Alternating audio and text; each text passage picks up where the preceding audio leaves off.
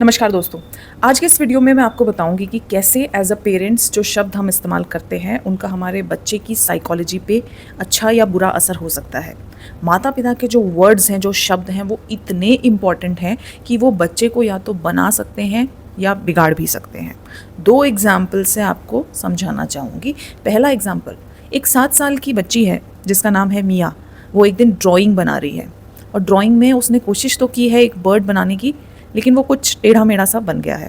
मिया बहुत एक्साइटेड है उस बर्ड को लेके, बिकॉज उसने पहली बार अपने हिसाब से कुछ अच्छा बनाया है। तो वो भागी भागी बड़ी एक्साइटमेंट में अपने पिताजी के पास जाती है दौड़ के और बोलती है, देखिए पिताजी मैंने क्या बनाया है। अब पिताजी देखते हैं उस ड्राइंग को और रिस्पॉन्ड करते हैं, ये क्या बनाया है? बनाना ही है तो कुछ सही चीज़ बनाओ, कुछ असली चीज़ बनाओ, ये क्या बचकाना सी चीज़ें बना दी हैं तुमने। अब मिया को बड़ा बुरा फील होता है। वो एक्साइटेड थी, एकदम से उसे लगता है कि शायद उसकी ड्राइंग अच्छी नहीं है, क्योंकि जो पेरेंट्स के वर्ड होते हैं वही बच्चे की अपने आप से बात करने की भाषा बन जाते हैं। जब ऐसा बार बार होता है तो बच्चे की जो सेल्फ क्रिएटिविटी आर्ट के ज़रिए बाहर आनी थी, अब वो धीरे धीरे बच्चा क्या करता है कि अपनी क्रिएटिविटी को दबा देता है, अपने एक्सप्रेशन को दबा देता है, जो वो है वो भूल जाता है। और ऐसा टाइम आ जाता है कि बच्चा भूल ही जाता है कि मैं कभी ड्राइंग भी करता था या ड्राइंग मुझे आती भी होगी।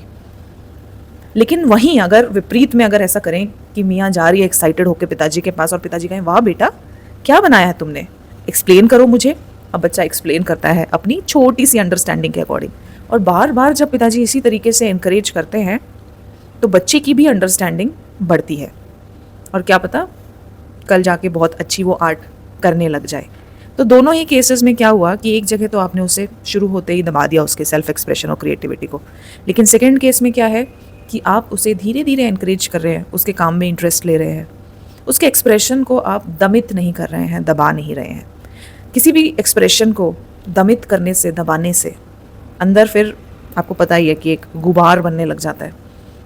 वो चीज़ें बच्चों को याद रहती हैं, बड़े होके वो गुबार बाहर निकल सकता है, कुछ अजीब बिहेवियर्स के रूप में आ सकता है वो सामने। दूसरा एग्जाम्पल देती हूँ। एक 6 साल का बच्चा है मोहित। उसके मैथ्स में पहली बार 100 में से 75 नंबर आए हैं। आमतौर पे उसके 60-65 इस तरीके के नंबर आते हैं, लेकिन इस बार उसने काफ़ी मेहनत करी, इम्प्रूवमेंट करी और 75 नंबर 100 में से ले आया है। और भागा भागा एक्साइटेड होकर घर में आता है कि इस बार तो मेरा मतलब one of the best scores है ये मैथ्स में। आके अपने माता पिता को बताता है और उसके पिताजी कहते हैं कि बस 75 ही नंबर आए। उसके कितने आए क्लास में, बस ये 3-4 चीज़ें पूछ के एंड थोड़ा सा उसको डांट के बस वो चले जाते हैं।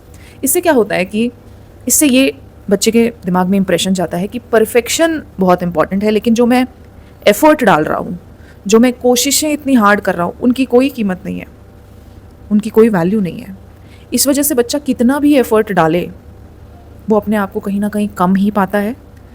उसकी सेल्फ इस्टीम हर्ट होती है, सेल्फ कॉन्फिडेंस हर्ट होता है और बच्चा धीरे धीरे एक नेगेटिव फीलिंग्स के ट्रैप में फंसता चला जाता है। और उसकी वजह से वो और जो उसे एफर्ट करने थे पहले से बेहतर होने के लिए, वो भी नहीं करता है। लेकिन अगर इसी के विपरीत अगर पिताजी ऐसे कहते कि अरे तुम्हारे तो 65 आते थे, आई एम वेरी प्राउड कि आपने 10 नंबर का इजाफा किया है, इस बार आपने बहुत मेहनत करी है, देखना अगली बार आप मैथ्स को तो पूरी तरीके से समझ के ही हटोगे। और जब ऐसा बार बार करेंगे बच्चा इनकरेज होता है तो वो कोशिश करता है कि अपने एफर्ट्स को मैक्सिमम ले जा सके, क्योंकि अब उसके दिमाग में कोई नेगेटिव फीलिंग्स का तड़का नहीं लगा हुआ है, तो उसका ध्यान एकमात्र मैथ्स में एफर्ट लगाने पे रह सकता है। इसीलिए मेरी एडवाइस ये है कि पेरेंट्स अपने शब्द सोच समझकर चुनें और उन्हें यूज़ करें।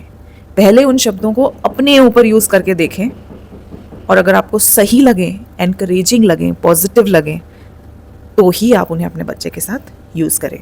आई होप ये वीडियो आपके लिए हेल्पफुल है। एक और वीडियो के साथ मैं फिर मिलूंगी, तब तक के लिए बाय बाय।